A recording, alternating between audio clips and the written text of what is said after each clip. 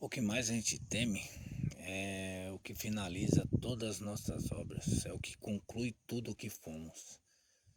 É a morte. A morte é um sentimento, um pensamento temido, mas ela é o fim de todas as coisas. E depois não há mais nada para esse corpo. Temer a morte, sendo que a gente é senhor sobre ela, no quesito que diz: se eu cuidar bem do meu corpo, terei longa vida. Se eu cuidar bem da minha mente, terei durabilidade. Se eu cuidar bem das minhas amizades, nos meus ambientes, eu não temo a morte, não tem por que temer a morte. Se eu dirigir bem, com atenção, se eu orar antes de sair de casa, antes de ir trabalhar, se eu trabalhar com cuidado, não temo a morte, não tem como temer ela, porque ela não virá antes. Mas se eu não cuidar bem de tudo isso, de todas essas coisas, ela virá precocemente e acontecerá o, o que se teme. Mas a morte é o fim de tudo. Jesus não morreu antes da hora. Ele fugiu dela quando queriam matar ele, saía das cidades, ia para outra e não morria antecipado. Ele morreu na data certa para concluir a vida dele. A morte é a conclusão da vida. E se você viver bem, você vai morrer bem. Ou seja, se você se permitir estar em vida bem, você vai se permitir ter uma morte agradável.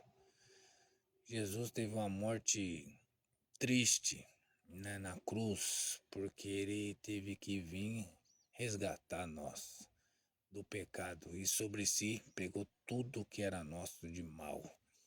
E o que era nosso de mal, de pensamentos, sentimentos e palavra foi jogado no corpo dele. Ou seja, se você pensar mal, sentir mal e praticar o mal, esse mal vai vir com uma morte horrenda sobre o seu corpo. Mas se você tiver pensamentos bons, sentimentos bons, palavras boas, a morte só vai ser o trampolim dessa vida para a vida futura, que é a que não se termina. Mas se tiver coisas ruins, vai ser um rebaixamento dessa vida para a vida infinita da morte.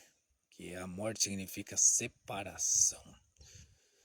Separação de Deus, que é a morte eterna. E essa morte aqui é a separação da vida. Então, se você vive bem, você não vai ser separado de Deus, você vai se unir a Deus de uma forma completa e genuína, não parcial como é aqui.